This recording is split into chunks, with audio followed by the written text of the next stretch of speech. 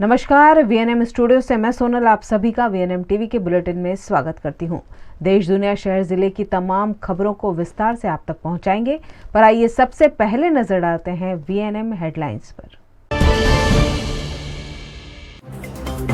हिमाचल प्रदेश की 68 विधानसभा सीटों पर 65.50% मतदान, भाजपा पर लगे मतदान को हाईजैक करने के आरोप।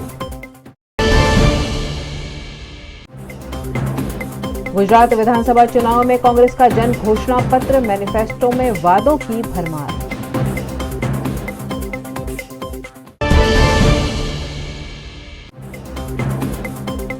और वडोदरा के कोयली में आरएमसी प्लांट का विरोध, स्थानीय निवासियों को सांस लेने में समस्या।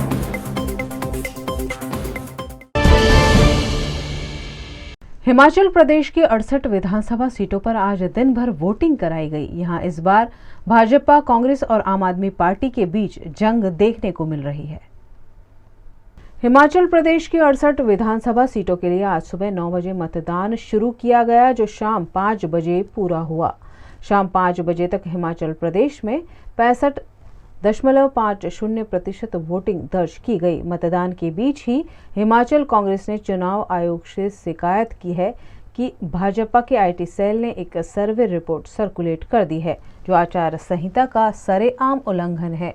भाजपा मतदान को हाईजैक करने की कोशिश कर रही है। इसके अलावा हिमाचल के प्रभारी राजीव शुक्ला की ओर से कांग्रेस के राष्ट्रीय अध्यक्ष मल्लिकार्जुन खड़गे के नाम लिखा हुआ फर्जी लेटर भी वायरल करने का आरोप लगाया गया है, जिसमें भाजपा को ज्यादा और कांग्रेस को कम सीट मिलने की बात लिखी गई है।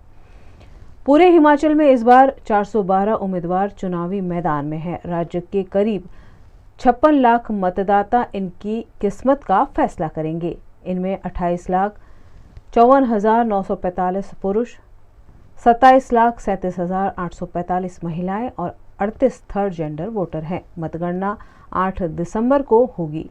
2017 में राज्य में 75.57% मतदान हुआ था। गुजरात में कांग्रेस पार्टी द्वारा विधानसभा चुनाव के मद्देनजर जन घोषणा पत्र 2022 का ऐलान किया है। आज ऐतिहासिक घड़ी है, क्योंकि किसी पार्टी का मैनिफेस्टो जो है वो कमिटमेंट होता पब्लिक के साथ में। अगर आप ईमानदारी से निभाओ तो कांग्रेस ने हमेशा मैनिफेस्टो को महत्व दिया, और मुझे याद है करीब 22 साल पहले जो सोनिया गांधी जी बनी थी अध्यक्ष कांग्रेस की, तब एक नई शुरुआत हुई थी, और वो शुरुआत थी मैनिफेस्टो को आप महत्व दें और कमिटमेंट रखें जनता के साथ में, चुनाव जीतने के बाद में भी। इसके मायने है कि चुनाव जीतने के बाद सरकार बनती है तो अधिकांश पॉलिटिकल पार्टी मैनिफेस्टो भूल जाती थी, पब्लिक भी भूल जाती है, और सरकार में भी उसका महत्व नहीं रहता। ये आपने भी अनुभव किया होगा उस जमाने के अंदर। हमने एक नई शुरुआत करी राजस्थान के अंदर। वो शुरुआत थी कि चुनाव जीतने के बाद में पहली कैबिनेट मीटिंग के अंदर मैनिफेस्टो को रखा गया और उसको पास किया गया। आप देखेंगे कि गुजरात के अंदर आप लोग प्रदेशवासियों को मैं आह्वान करना चाहूँगा, मैनिफेस्टो बहुत शानदार आ रहा है, प्रतिबद्धता के साथ आ रहा है, समर्पित है जनता के लिए, और जो राहुल गांधी की भावना के साथ में जो भारत जोड़ो यात्रा चल रही है, चाहे महंगाई का मुद्दा हो, चाहे बेरोजगारी का मुद्दा हो, या जो देश में जो माहौल तनाव का, हिंसा का, वो समाप्त हो, प्यार मोहब्बत और भाईचारे से हम लोग रहें, ये मुद्दा हो, या शिक्षा हो, या स्वास्थ्य सेवाएं हो, या किसानों के मुद्दे हों, तमाम मुद्दों का समावेश किया गया है।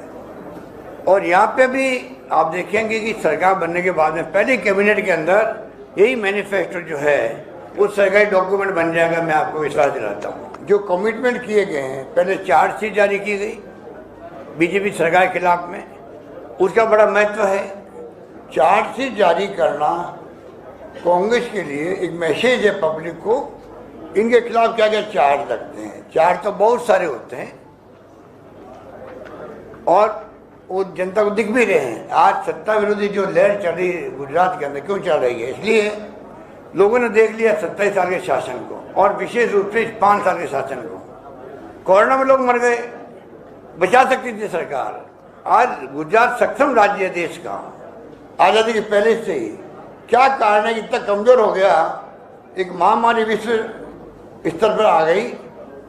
राजस्थान जैसा स्टेट मुकाबला कर सकता है, नंबर 1 बन सकता है देश के अंदर। भीलवाड़ा मॉडल हमारा राजस्थान में नहीं बल्कि दुनिया में पहुंच सकता है। उसको आधार बना के सबने मुकाबला किया कोरोना का। तो क्या कारण है? यहाँ तो संपन्न साधन सब मामले हैं, अस्पताल से भीड़ लगी रही अस्पताल के बाहर, और वहाँ पे ड्रिप चढ़ती गई। क्या नहीं होगा? शराब से लोग मर गए, जहाँ शराबबंदी है, नकली शराब बना पीने पड़ता उनको। और मौलवी के अंदर क्या हुआ मालूम आपको? मैंने तो सुना बाद में 12 लाख रुपये खर्च हुए। अब कल्पना कीजिए, 135 लोगों की जान चली गई।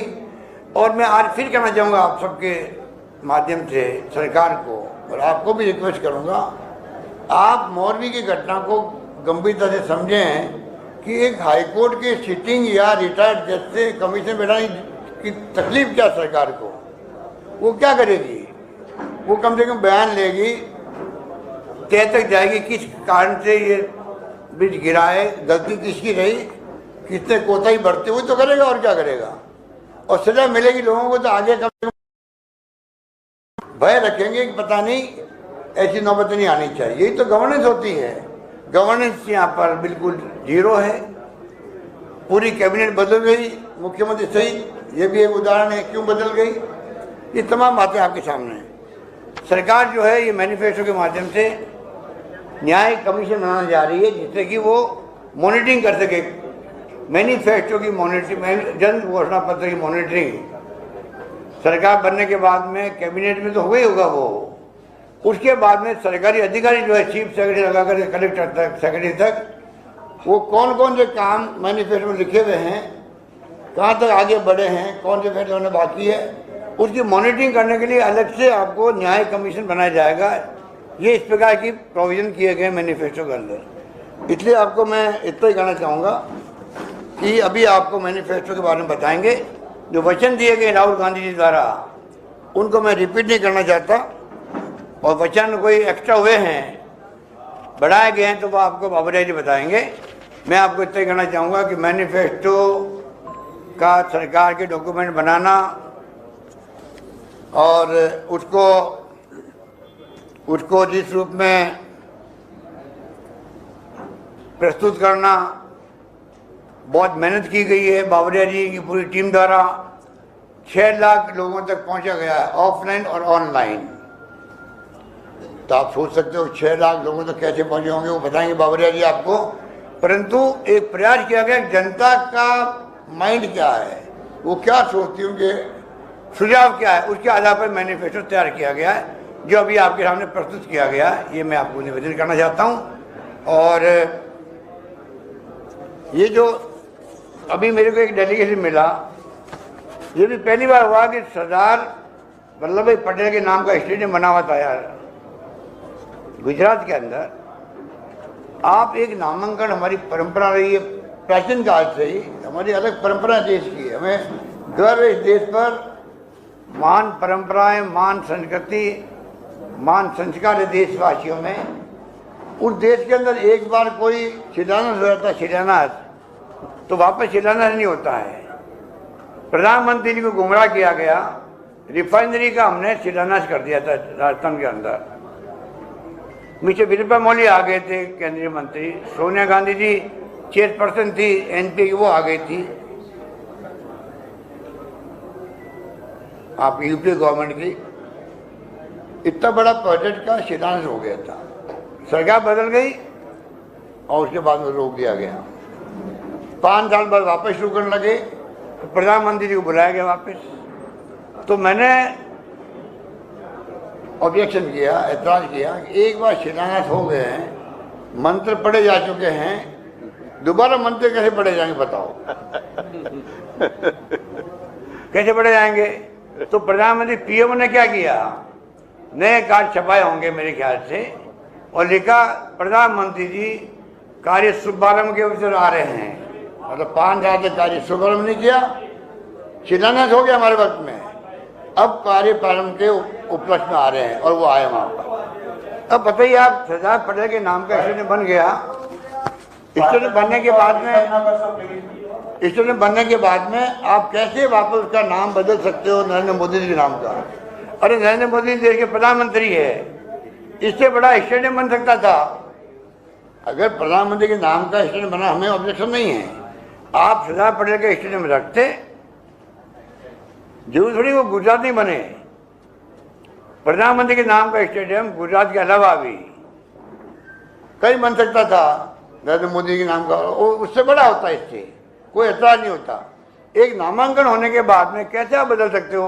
अभी सुबह सुबह मेरे पास मिलने आगे लोग, तमाम डेलीगेशन, और बड़े गुस्से में थे वो। हमने अभियान चला रखा है गुजरात के अंदर कि ये नामांकन बदला गया, इनको वापस ठीक किया जाए। ये कहने के लिए आए मुझे गांव के लोग, उनके गांव के लोग भी थे, सरदार पटेल के गांव के लोग थे। तो ये जो इस प्रकार की जो आपके यहाँ परंपरा डाल रहे हैं बीजेपी वाले, वो मैं उसको किसी रूप में उचित नहीं मानता हूँ। बाकी हमारे जो मैनिफेस्टो है वो भी आप सुनेंगे, उनके मुख्य मुख्य पॉइंट आप चिंतन करेंगे, मनन करेंगे। मैं समझता हूँ उस पर आप जितना हमें सहयोग करेंगे, आर्टिकल लिखना हो, न्यूज़ बनानी हो, आपके ऊपर रहेगा। मीडिया का चौथा स्तंभ है, मैं तो उसको बहुत महत्व देता हूँ जिंदगी के अंदर बचपन से ही, और मैं उम्मीद करता हूँ कि मैनिफेस्टो का जो सैंक्टिटी है, सैंक्टिटी रखने वाला काम हमारा है, जो पहले नहीं रखी जाती थी। आज सैंक्टिटी के साथ हम बात करना चाहते हैं आपसे कि गुजरात के फ्यूचर को देखते हुए, जो आज़ादी के पहले से मजबूत राज्य था, कमजोर पड़ता जा रहा है समय के साथ साथ में। इंडस्ट्री बंद हो रही है, बेरोजगारी की बहुत बड़ी समस्या यहाँ आ गई है जो कि आश्चर्यजनक है। महंगाई की मार यहाँ पे भी है, और शिक्षा, स्वास्थ्य और कर्मचारियों की स्थिति क्या है। और लास्ट पॉइंट में कहना चाहूँगा ओपीएस के बारे में। हिमाचल प्रदेश में तो हवा चल रही है, आंधी चल रही है कि आप मतलब ओपीएस लागू करें। हमारी सरकार हिल गई वहाँ पर। प्रधानमंत्री को बार बार वहाँ आना पड़ रहा है, प्रधानमंत्री को यहाँ भी आना पड़ता है। वहाँ खुले में लोग हल्ला कर रहे हैं, कर्मचारी, किसी कीमत पर आप हमें ओपीएस लागू कीजिए। यहाँ भी कर्मचारी में गुस्सा है, पर यहाँ भय है, साथ में भय के कारण कर्मचारी बोल नहीं पा रहा बेचारा। यहाँ का भला कर्मचारी है, मन के अंदर आक्रोश उसके भी है, क्योंकि सब चाहते हैं सोशल सिक्योरिटी मिले। सब कौन नहीं चाहेगा? हमने पहल करी है, छत्तीसगढ़ में हो गया है, पंजाब में लागू हो गया है, झारखंड में लागू हो गया, धीरे धीरे सब राज्यों को करना पड़ेगा। प्रधानमंत्री जी, मैं कहना चाहूँगा, आज तो आप नहीं मान रहे हो, वक्त आएगा आपको ही हमारी बात स्वीकार करनी पड़ेगी। सोशल सिक्योरिटी कर्मचारियों को देनी पड़ेगी, केंद्र में भी, राज्यों के अंदर भी। आज बीजेपी की तमाम राज्यों ने तय कर लिया है कि हमें किसी कीमत पर ओपीएस लागू नहीं करना है। ये उनका ध्येय बन गया है सब लोगों का, जो कि मैं उचित नहीं मानता हूँ। हमने पूरी स्टडी करने के बाद में एनपीएस का मैंने पहले भी आपको कहा, मैं वहाँ पर रिपीट नहीं करूँगा, शायद मैंने हिमाचल में कहा होगा। ह्यूमन राइट कमीशन विरोध कर रहा उसका, नंबर 1 हिमाचल में मैंने कहा प्रेस को। नंबर 2 CNAG, वो कह रहा 15 साल हो गए, 16 साल हो गए, अभी तक उसके नियम ही नहीं बने हैं। एनपीएस की जो नई पेंशन योजना है, ना उसके नियम बने हैं, ना प्रोसेस क्या होगा, कैसा अमाउंट कैसे मिलेगा, कोई अभी तक कार्रवाई नहीं हुई है। आप बताइए, और एनपीएस चल रही है अभी तक भी, नंबर 2। और नंबर 3, जुडिशियल पे कमीशन ने भी कहा हम इसको स्वीकार नहीं करते हैं, और इसलिए इनको कई राज्यों को खाली जनता को भ्रमित करने के लिए कमेटी बनानी पड़ रही है। हिमाचल भी है। बीजेपी राज्य क्या कर रहे हैं कि चलो हमारे ऊपर ये दबाव आ रहा है, हम कमेटी बनाते देखते हैं क्या कर सकते हैं, वो टाइम पास करने के लिए। और लास्ट पॉइंट मेरा ये है, कल मिसेज सीतारमण है जो फाइनेंस मिनिस्टर है, उसने कहा है हम पैसा नहीं लौटाएंगे। जो पैसा जमा हो गया अभी तक हमारा 2004 के बाद में पैसा जमा हो गया है, और वो पैसे के लिए वो कह रही है हम ये पैसा लौटाएंगे नहीं। ये कर्मचारियों को पैसा कटा हुआ है, एक ट्रस्ट बनाया गया भारत सरकार में, पैसा उसमें जमा होता है, और जो करता पैसा केंद्र सरकार का या कर्मचारी का और स्टेट गवर्नमेंट का, वो जमा उसमें होता है। अब मुझे बताइए, जो किस्तें जमा हुई है अभी तक, उससे इनकार कर रही है। वडोदरा के कोयली में कार्यरत आरएमसी प्लांट से स्थानीय निवासी परेशान हैं और लगातार विरोध प्रदर्शन कर रहे हैं। वडोदरा की कोयली में एक निजी कंपनी द्वारा आरएमसी प्लांट लगा दिया गया है, जिससे यहां प्रदूषण फैल रहा है और लोगों को सांस लेने में भी दिक्कत हो रही है। आरएमसी प्लांट की वजह से ग्रामीण निवासियों का जीना मुश्किल हो गया है। इस मामले एक बार फिर आज स्थानीय निवासियों ने विरोध प्रदर्शन करते हुए आरएमसी प्लांट के स्थानांतरण की मांग की। भी अपना कोयली गांव के एरिया में है। कोयली गांव के एरिया में ये अपना सब्जी मार्केट है। सब्जी मार्केट से बाजवा तरफ और सब्जी मार्केट से अपना आयुष पर पुलिस चौकी की तरफ जो अपना ये बेचिंग प्लांट देख रहे हो, बेचिंग प्लांट की वजह से हमारे ग्रामजनों को और सोसाइटी की जो है उसको भाइयों बहनों को सबको तकलीफ पड़ रहा है। और दूसरा चीज़ ऐसा है कि जो स्कूल में जाते हो बच्चे लोग, उन लोग को भी बहुत तकलीफ पड़ रहा है। तो आज ग्रामजनों ने बहुत विरोध दर्शाया है। तो विरोध के चलते अभी ये हमने सब नक्की किया है कि भाई ये बेचिंग प्लांट बंद करना है और ये रोड रास्ता का समारकाम करना है।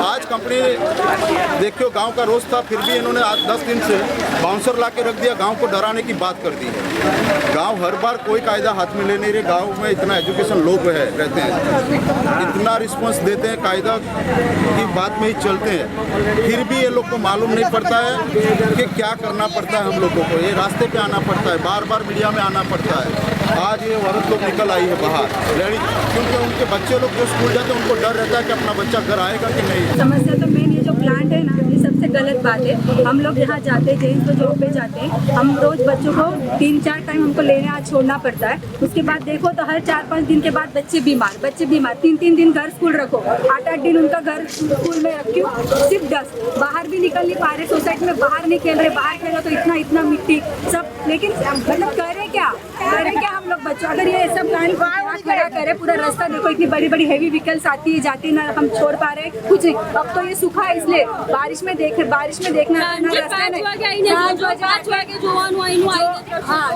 जो बड़े लोग हैं ना, जो देख रहे हैं, जो पंचायत वाले हैं, जिन्होंने भी ये परमिशन दिए, उनको बोलो भाई 2 घंटे यहाँ के बैठ जाए। सिर्फ डिवाइडर के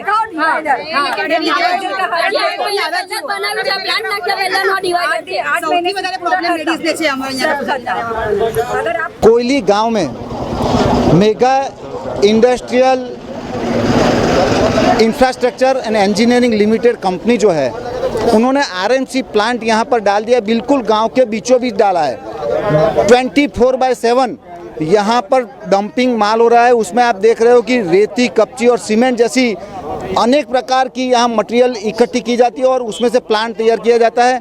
ये जो प्लांट है वो प्लांट 24/7 चलने से यहाँ के जो ग्रामजन है उनका जीना मुश्किल हो गया है। यहाँ छोटे छोटे बच्चे जहाँ से स्कूल आते जाते रहते हैं, यहाँ से स्कूल जाते तो पता नहीं, घर वापस आते तो पता नहीं चलता ये लड़का अपना है कि दूसरे का। इतनी धूल और इतना डस्ट होता है और यहाँ के ग्रामजनों ने बार बार यहाँ के जो स्थानिक प्रशासन है, जो छुटाए हुए प्रतिनिधि है, उन सबको विनती की, लेकिन आज तक कुछ निकल नहीं आया। यहाँ ग्रामजन सोच रहे कि ये जल्दी से जल्दी ये प्लांट बंद हो जाए। गुजरात के वडोदरा शहर में शहर जिला की 10 बैठक में से 8 पर प्रत्याशियों का ऐलान हो गया है, जिस पर 3 भाजपा कार्यकर्ताओं की नाराजगी का डैमेज कंट्रोल करने हर्ष संघवी खुद वडोदरा पहुंचे हैं। गुजरात में विधानसभा चुनाव की तारीखों का ऐलान हो गया है और लगातार प्रत्याशियों के नामों की घोषणा भी हो रही है, लेकिन टिकट नहीं मिलने पर कार्यकर्ताओं की नाराजगी भी लगातार सामने आ रही है। वाघोडिया विधानसभा में मधु श्रीवास्तव, पादरा विधानसभा में दीनू मामा, करजन विधानसभा में सतीश पटेल पार्टी का टिकट नहीं मिलने से नाराज हैं। वहीं दूसरी ओर पिछले 7 साल से विधायक रहे मांजलपुर के विधायक योगेश पटेल को भी टिकट नहीं मिलने का अंदेशा सता रहा है। ऐसे में योगेश पटेल ने कार्यकर्ताओं के साथ मीटिंग कर टिकट नहीं मिलने पर क्या करना चाहिए उस पर राय मांगी है। इसी बीच भारतीय जनता पार्टी के बड़े नेताओं को समझाने और डैमेज कंट्रोल करने गुजरात राज्य के गृह मंत्री हर्ष संघवी वडोदरा एयरपोर्ट पहुंचे।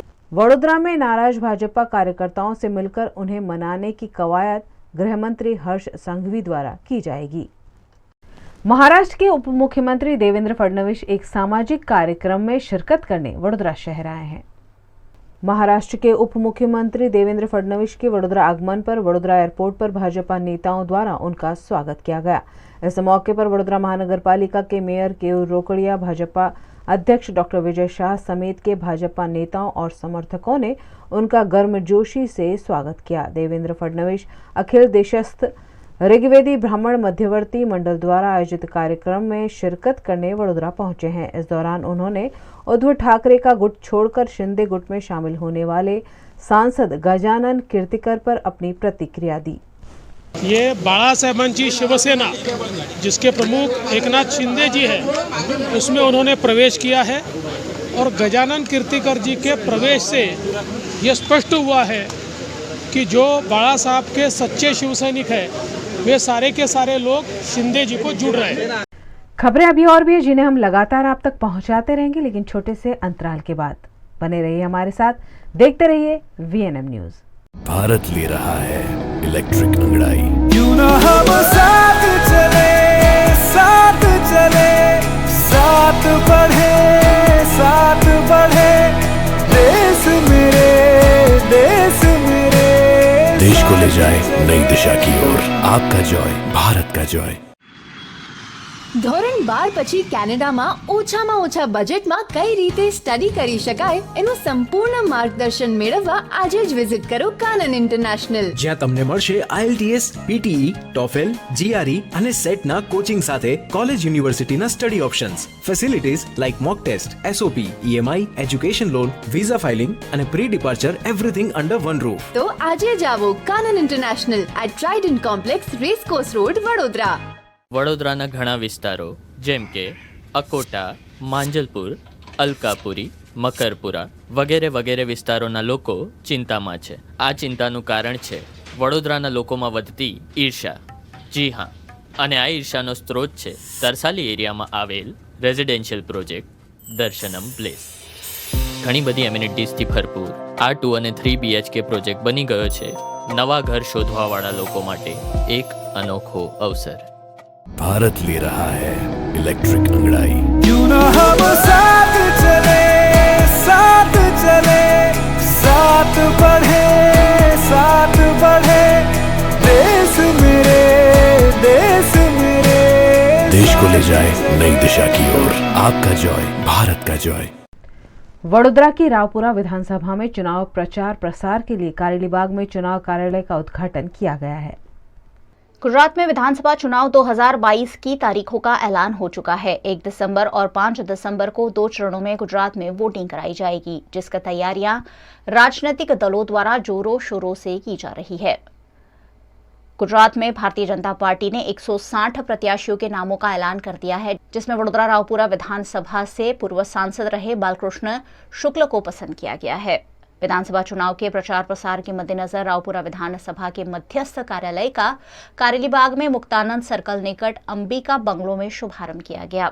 इस मौके पर वडोदरा भाजपा के अध्यक्ष डॉक्टर विजय शाह, सांसद रंजनबेन भट्ट, रावपुरा विधानसभा के विधायक राजेंद्र त्रिवेदी, सयाजीगंज विधानसभा के विधायक जीतू सुखड़िया, वडोदरा महानगर पालिका के मेयर केयू रोकड़िया और अन्य भारतीय जनता पार्टी के नेताओं और कार्यकर्ताओं की बड़ी संख्या में उपस्थिति रही। આજે રાવપુરા વિધાનસભા વિસ્તારના મધ્યસ્થ ચૂંટણી કાર્યાલયનું ઉદ્ઘાટન છે અને આ કાર્યાલયનું ઉદ્ઘાટન અમારા પાર્ટીના પ્રમુખ ડૉક્ટર વિજયભાઈ શાહ સાહેબ, પ્રદેશના મહામંત્રી શ્રી ભાર્ગવભાઈ ભટ્ટ સાહેબ, અમારા સાંસદ લોકપ્રિય સાંસદ શ્રી રંજનબેન ભટ્ટ સાહેબ, મેયર શ્રી કેયુરભાઈ રોકડિયા સાહેબ તમામના વરસ હસ્તે થઈ રહ્યું છે। અને આપ જોઈ રહ્યા છો કે જે પ્રકારે કાર્યકર્તાઓનો જે ઉત્સાહ છે અને નાગરિકોનો પણ જે ઉત્સાહ છે, આ એક કમળનો એક કમળ પ્રતિકને નાગરિકો દ્વારા જે પ્રતિસાદ મળી રહ્યો છે તેનો આ એક આપ જોઈ શકો છો આ ચિત્ર છે। અને મને એવું લાગે છે કે વિકાસની રાજનીતિ નરેન્દ્રભાઈ મોદી સાહેબે ગુજરાતમાં ચાલુ કરીને આખા દેશમાં જે એને પ્રસ્થાપિત કરી છે એનું આ એક પરિવર્તિત રૂપ છે। અને અહીંયા આપણે જોઈ રહ્યા છીએ કે જે પ્રકારે બધા લોકો એકત્ર થયા છે અને એ જોતા બધાને એવો વિશ્વાસ છે કે 5 વિધાનસભાની ચૂંટણી એટલે સીટો સૌથી વધારે લીડથી અમે જીતીશું। गुजरात के भावनगर पश्चिम की सीट से फिर एक बार विधानसभा चुनाव लड़ रहे जीतू वाघानी ने अपना नामांकन समर्थकों के साथ दर्ज कराया। गुजरात के भावनगर जिला की 7 विधानसभा बैठक पर पार्लियामेंट्री बोर्ड द्वारा शहर जिला में 6 बैठकों पर प्रत्याशियों के नामों का ऐलान कर दिया गया है, जिसमें भावनगर पश्चिम से वर्तमान विधायक जीतू वाघानी को फिर एक बार मौका दिया गया है। जीतू वाघानी ने देसाई नगर निकट प्लॉट में एक जाहिर सभा का आयोजन किया, जिसमें साधु संतों, समाज के अग्रणियों और भाजपा के नेता और कार्यकर्ताओं की बड़ी संख्या में उपस्थिति रही। सभा के बाद जीतू वाघानी ने भाजपा के समर्थकों के साथ कॉरपोरेशन कार्यालय पहुंचकर चुनाव अधिकारी समक्ष अपना नामांकन दर्ज कराया। जीतू वाघाणी ने इस मौके पर पूरे देश में पहली बार भारतीय जनता पार्टी द्वारा 7वीं बार लगातार गुजरात विधानसभा के चुनाव जीतने का दावा किया। देखो, हम तो फाइनली खेलते हैं। नरेंद्र भाई ने ये गुजरात को संवारा है, सजाया है। सबको लगता है कि मेरा गुजरात है, मैंने बनाया है, ऐसा जुनून और गौरव नरेंद्र भाई के नेतृत्व में है। मैंने सार्वजनिक सभा में भी बोला है, गुजरात एक ऐसी धरती है, ऐसे लोग हैं, सच क्या झूठ क्या सही क्या गलत, वो अच्छी तरह से जानते हैं। 28 साल से हमको शासन देना, 2 बार 14 और 19 में 26 लोकसभा की सीट देना, ये कोई छोटी मोटी बात नहीं है। गुजरात ऐसी धरती है यहाँ संतों महंतों भगवान और विकास की राजनीति की धरती जो विश्व में और भारत में नरेंद्र भाई ले गए हैं, ऐसी धरती पे चाहे 12 में चुनाव हुआ था तो 14 में वो बीज रखा गया, हम दिल्ली जीते। अभी 17 में चुनाव था, वो नींव रखी, 19 जीते। अभी 22 की चुनाव विधानसभा की गुजरात की, वो भी दिल्ली का रास्ता वाया गांधीनगर यानी गुजरात राज्य से होता है। 22 जीत के 24 की राजनीति में सेवा करने का मौका नरेंद्र भाई को गुजरात की धरती से ही दिल्ली जाने का रास्ता गुजरात की जनता ने दिया है और देश की जनता ने ये स्वीकारा है। मैं मानता हूँ कि ये चुनाव ये गुजरात को जिताने के लिए तो है ही है, लेकिन भारत को जिताने के लिए बहुत अहम चुनाव है और इसलिए भारतीय जनता पार्टी और गुजरात की जनता 22 को भारतीय जनता पार्टी को आशीर्वाद देंगे और वाया दिल्ली पहुंचेंगे। वार्ड नंबर 10 विस्तार में स्थित वासना गांव के तालाब में एक बार फिर मछलियों के मर जाने से बदबू फैल गई है। तालाब की साफ सफाई न होने के कारण स्थानीय लोग परेशान हैं। वार्ड नंबर 10 विस्तार में वासना गांव स्थित है। यहां पर एक बहुत ही पुराना तालाब है जहां पर अक्सर मछलियों के मर जाने की घटनाएं बनती रहती हैं। मछलियों के मर जाने के कारण तालाब से दुर्गंध उठने लगती है। इस बारे में इस विस्तार के लोगों ने कई बार वीएमसी में शिकायतें की है, लेकिन तंत्र द्वारा किसी भी प्रकार की साफ सफाई नहीं की गई है। आज एक बार फिर यहाँ पर मछलियों के मौत होने के कारण दुर्गंध फैल गई है। गांव और आसपास की सोसाइटी वाले इस स्थिति से त्रस्त हैं। प्राप्त जानकारी अनुसार इस विस्तार की कुछ सोसाइटियों का ड्रेनेज लाइन का कनेक्शन तालाब से जोड़ दिया गया है, जिसके कारण मछलियों की मौत हो रही है और विस्तार में लोगों में बीमारियों का भय भी फैल रहा है। यहाँ के लोगों का कहना है कि कई बार शिकायतें भी की गई है, लेकिन न तो वीएमसी वाले ही आते हैं और न ही नगर सेवक इस ओर ध्यान दे रहे हैं। વાસણા ગામનું વોર્ડ નંબર 10 હેઠળ આવેલું તળાવ છે। હું વર્ષોથી મતલબ જન્મથી કહું તો 40 વર્ષની નજીકથી અહીંયા જ રહું છું। શરૂઆતથી કહું તો ગામનું તળાવ એ ગામની શોભા હતી। હાલની તારીખે બહુ જ ખરાબ પરિસ્થિતિ છે। અલગ અલગ સોસાયટીનું ગંદુ પાણી અહીંયા ઉમેરવાને કારણે ઘણી માછલીઓ મરી ગઈ છે। બહુ દુર્ગંધ મારે છે। બેસવાની પણ અહીંયા સમસ્યા છે। થાય ભવિષ્યમાં રોગચાળો ફાટી નીકળવાની પણ સંભાવના છે। સો મારી રિક્વેસ્ટ છે વોર્ડ ઓફિસના જે પણ અધિકારી હોય, જે પણ કાઉન્સિલર કે જે પણ હોય, તો જલ્દી તકે અમારા ગામની સફાઈ કરાવો અથવા ગામને જે પણ જરૂરી ટ્રીટમેન્ટ હોય આપીને આ રોગચાળાથી બચાવો એવી અમારી દરખાસ્ત છે। ઘણા ગામોના તળાવ જોઈને અમને આનંદ થાય છે કે અમારા ગામનું પણ આવું તળાવ હોય અને કદાચ મારા જાણવા મુજબ એની માટે પણ ગ્રાન્ટ ફળવાઈ હતી, પણ એની પર શું એક્શન લેવાયું છે, શું થયું છે એથી મને કોઈ જાણકારી નથી। પણ 100% હું રિક્વેસ્ટ કરું છું અહીંયાથી કે અમારા ગામનું પણ બ્યુટિફિકેશન થાય, અમારા ગામની શોભા ઓર વધે। સરકાર આપણને ઘણી બધી ડ્રેનેજ લાઇનની વ્યવસ્થા માટે ઘણા બધી ગ્રાન્ટ ફાળવે છે, તો શા માટે તળાવમાં અહીંયા પાણી ઉમેરાય છે જેથી અમારી આ માછલીઓ વારંવાર મરી જાય છે અને બહુ દુર્ગંધ મારે છે। वडोदरा के एमएस यूनिवर्सिटी में लॉयंस क्लब गोरवा द्वारा ब्लड डोनेशन कैंप का आयोजन कर युवा छात्रों को सामाजिक गतिविधि में जोड़ा गया। वडोदरा की एमएस यूनिवर्सिटी में लायंस क्लब द्वारा ब्लड डोनेशन कैंप का आयोजन किया गया।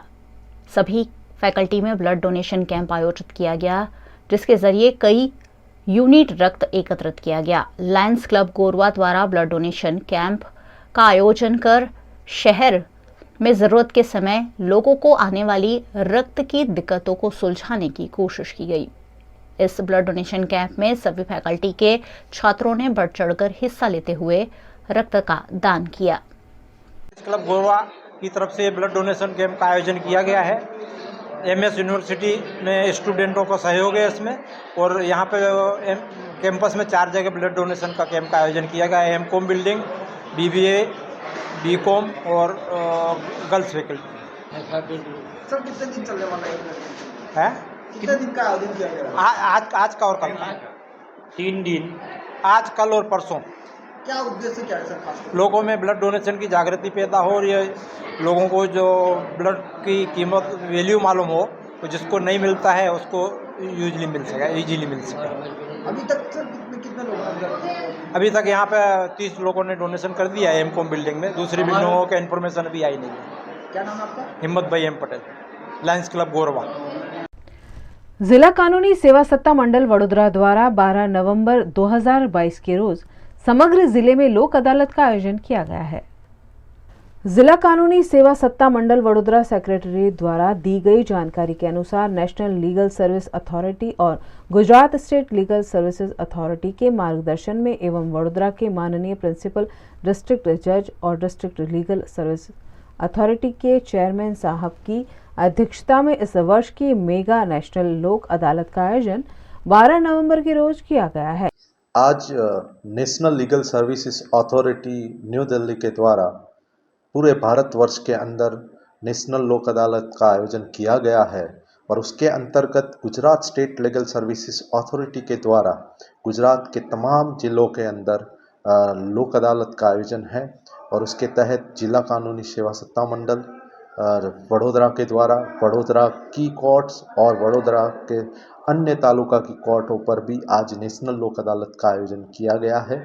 और इस नेशनल लोक अदालत के अंदर जो समाधानकारी केस है कि जहां पर दोनों ही पक्ष आते हैं, कोर्ट उनको समाधान का रास्ता दिखाती है और वैसे केस आज परिपूर्ण हो रहे हैं। काफ़ी सारे लोगों ने इसका महत्व समझा है, इसका लाभ लिया है और आज करीबन 16,000 जितने केसेस नेशनल लोक अदालत के दिन आज बरोड़ा डिस्ट्रिक्ट के अंदर परिपूर्ण होने जा रहे हैं। एक और जहां पेड़ों का हाश हो रहा है, चारों ओर कंक्रीट के जंगल उगाए हैं। ऐसे में एक रिक्शा चालक ने अपना पर्यावरण प्रेम दर्शाया है। एक छोटी सी रिक्शा पर इसके चालक महेंद्र भाई ने बना दिया है इसे पर्यावरण जागृति और पर्यावरण प्रेम का श्रेष्ठ उदाहरण। इन्होंने अपनी रिक्शा में मनी प्लांट का पौधा लगाया है। जब इसकी पत्तियां चलते रिक्शा में झूलती हैं तो अलग ही नज़ारा होता है। ये इसमें लॉन लगाने की भी प्लानिंग में है।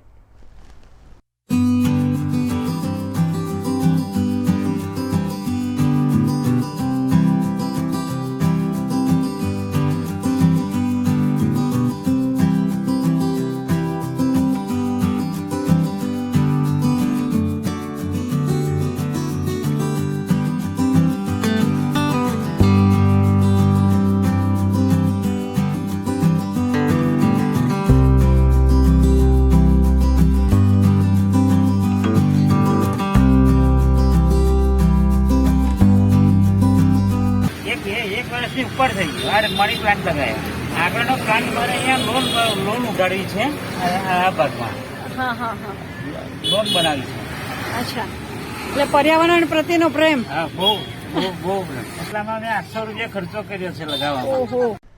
गुजरात की धंधुका विधानसभा में भारतीय जनता पार्टी ने फिर एक बार कालू डाबी को चुनाव लड़ने की हरी झंडी दी है।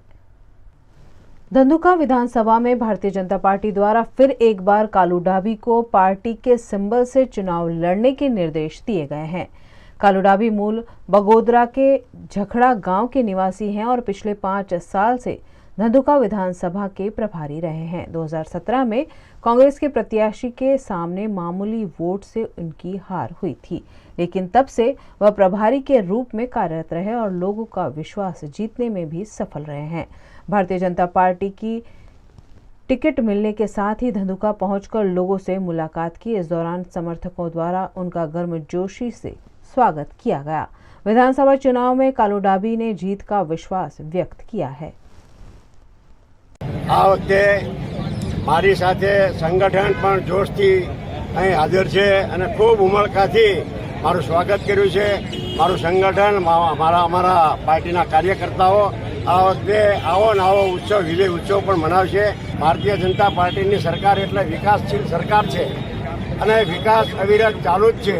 તેમ છતાં કંઈક ખૂટતી કરી છે તો એને અમે પૂરી કરવા બંધાયેલા છીએ।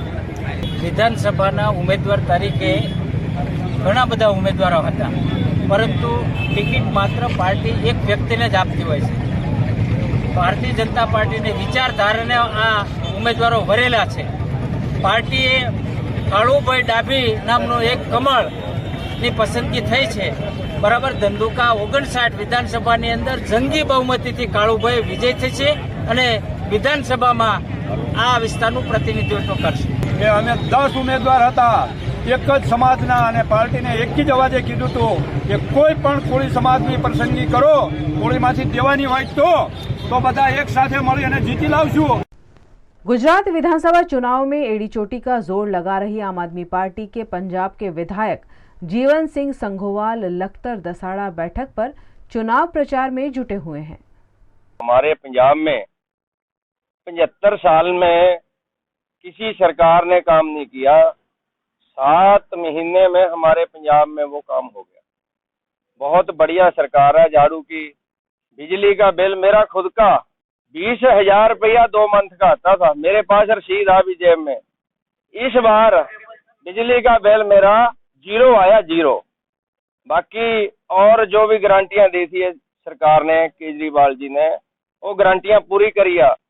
जो गारंटी भी दी थी, पेंशन जो ये थे, आपने विधायक MLA की पेंशन थी, 5-5 पेंशन ले रहे थे, उसकी 1 पेंशन कर दी.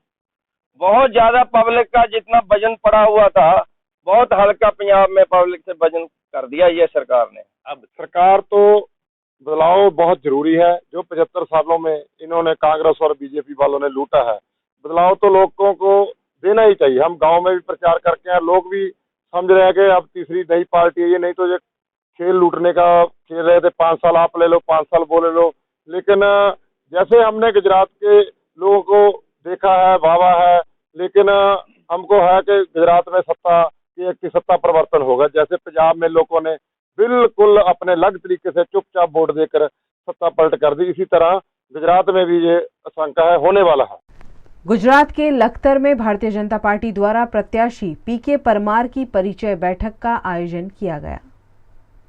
गुजरात राज्य में विधानसभा चुनाव का ऐलान हो गया है. 1 दिसंबर को गुजरात के लखतर में वोटिंग कराया जाएगा. लखतर दसाड़ा विधानसभा बैठक पर भारतीय जनता पार्टी द्वारा पाटड़ी के पीके परमार को उम्मीदवार बनाया गया है. लखतर भारतीय जनता पार्टी मंडल के अध्यक्ष टीके चवलिया द्वारा लखतर तालुका भाजपा कार्यकर्ताओं के साथ परिचय मीटिंग का आयोजन किया गया, जिसमें भाजपा नेताओं की बड़ी संख्या में उपस्थिति रही. इस दौरान भारतीय जनता पार्टी को जंगी बहुमती से जिताने पर पार्टी कार्यकर्ताओं के साथ विचार विमर्श किया गया. भारतीय जनता पार्टी ना प्रदेश અને કેન્દ્રીય મોવડી મંડળે મને દસાડા વિધાનસભા ક્ષેત્રના ઉમેદવાર તરીકે નિયુક્ત કર્યો છે. સોમવાર 14 તારીખે ફોર્મ ભરવાનું છે, ત્યારે લખતર મંડળના કાર્યકર્તાઓ સાથે પરિચય બેઠક થઈ જાય એના માધ્યમથી અહીંયા આવ્યા હતા. પણ જે પ્રકારનો માહોલ છે, લખતર મંડળે જિલ્લા પંચાયત સીટની બંને જિલ્લા પંચાયતમાં બુથ વાઇઝ પ્રવાસ કરી દીધો છે અને જે અમારા પ્રદેશ પ્રમુખ CR પાટીલ સાહેબની નેમ છે એ પ્રકારના પેજ સમિતિના સદસ્યો સુધીની બેઠકો કરી અને આ 60 દસાડા વિધાનસભા ક્ષેત્રની અંદર લખતર ગ્રામ્યમાંથી 10,000 કરતા વધારે લીડથી જીતી શકાય એ પ્રકારનો માહોલ એ કાર્યકર્તાના ભગીરથ પ્રયાસથી ઉભો થયો છે. ઉમેદવાર તરીકે મને પૂરો ભરોસો છે કે આ વિસ્તારમાંથી 60 દસાડામાંથી આ સીટ અમે 25,000 કરતા વધારે લીડથી જીતવાના છીએ.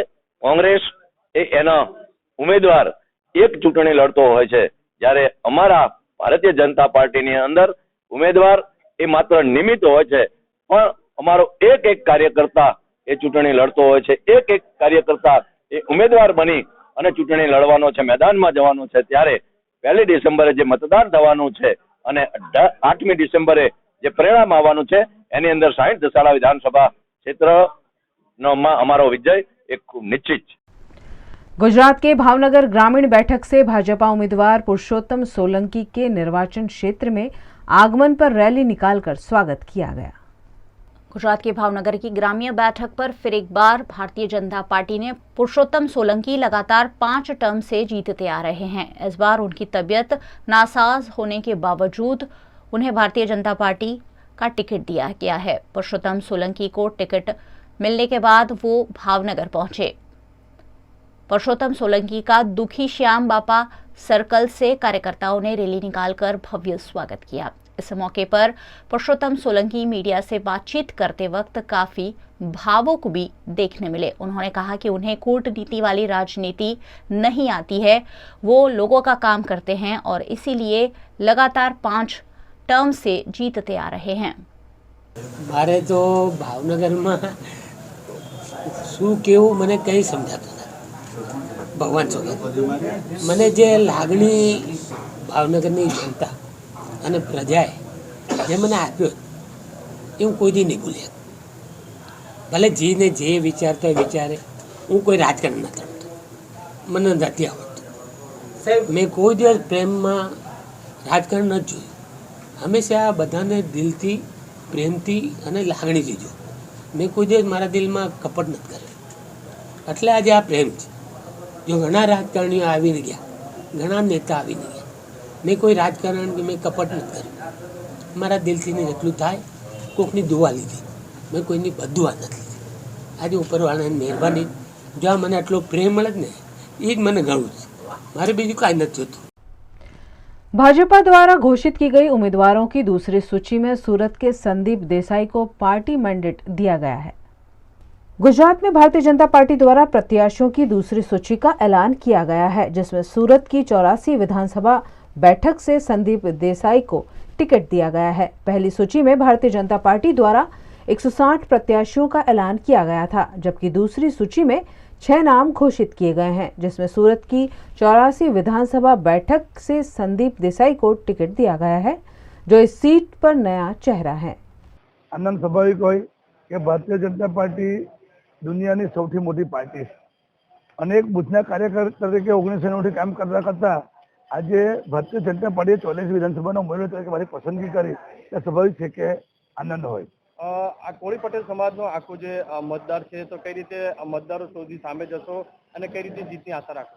મેં અગાઉ પણ વાત કરી કે છેલ્લા 32 વર્ષથી અમે આ વિસ્તારમાં કામ કરીએ છીએ। એટલે ભૂતકાળની અંદર તાલુકા પંચાયત સભ્ય, 84 તાલુકા યુવા ભાજપ પ્રમુખ, જિલ્લા યુવા ભાજપ ઉપપ્રમુખ, જિલ્લા ભાજપ યુવા પ્રમુખ, 3 ટર્મ 10 વર્ષ મહામંત્રી અને હમણાં જિલ્લા ભાજપ 2 વર્ષથી પ્રમુખ તરીકે જવાબદારી સંભાળો। એટલે સ્વાભાવિક છે કાર્યકર્તા જોડે અમારે બૂથમાં જવાનું હોવાને કારણે બધાને મારા સંપર્ક હોવાને કારણે અમને બહુ મોટી સરળતા રહેવાની છે। આ વખતે કેવો પડકાર રહેશે આમ આદમી અને કોંગ્રેસ છે ત્યારે? 84ની વાત કરીએ તો આ 84 બેઠક એટલે ભારતીય જનતા પાર્ટીનું ઘર કહેવાય। તમે જોવો તો છેલ્લી ઘણી ચૂંટણીથી 1 લાખ ઉપર મતોથી ભારતીય जनता पार्टी उम्मीदवार। गुजरात के भावनगर पूर्व की बैठक पर विभावरी दवे के बजाय सेजल पंड्या को भारतीय जनता पार्टी का प्रत्याशी बनाया गया है। गुजरात में विधानसभा के चुनाव प्रस्तावित है, जिसके चलते लगातार प्रत्याशियों के नामों का ऐलान हो रहा है। गुजरात के भावनगर की पूर्व बैठक पर आखिरकार किसे प्रत्याशी बनाया जाएगा, उसकी अटकलों का अंत आ गया है। भावनगर पूर्व की बैठक पर विभावरी दवे की बजाय इस बार भावनगर भाजपा अध्यक्ष की धर्मपत्नी सेजल पंड्या के नाम का ऐलान किया गया है। भावनगर जिला की 7 विधानसभा बैठक में से 6 विधानसभा बैठक पर भाजपा के प्रत्याशियों के नामों का ऐलान कर दिया गया था। सिर्फ एक पूर्व की बैठक बाकी रखी गई थी। पूर्व की बैठक पर आखिरकार विभावरी दवे की बजाय सेजल पंड्या के नाम का ऐलान कर दिया गया है।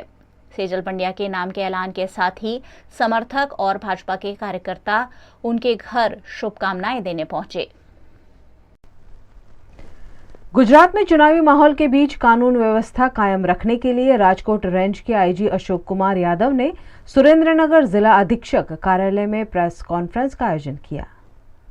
गुजरात में विधानसभा चुनाव को शांतिपूर्ण रूप से संपन्न कराने के लिए पुलिस ने भी कमर कस ली है। सुरेंद्रनगर जिला में 5 विधानसभा के चुनाव शांतिपूर्ण रूप से संपन्न कराने की कवायद शुरू कर दी गई है। इसी के तहत राजकोट रेंज के आईजी अशोक कुमार यादव सुरेंद्रनगर जिला अधीक्षक कार्यालय पहुंचे, जहां उनका गार्ड ऑफ ऑनर देकर सम्मान किया गया। इस मौके पर राजकोट रेंज के आईजी अशोक कुमार यादव ने एक पत्रकार परिषद का आयोजन कर ज्यादा से ज्यादा लोगों को मतदान की अपील की। शांतिपूर्ण माहौल में चुनाव को संपन्न कराने के लिए जन सहभागिता जरूरी होने की बात उन्होंने बताई। साथ ही किसी के दबाव में आए बिना मतदान करने की लोगों को प्रेरणा दी।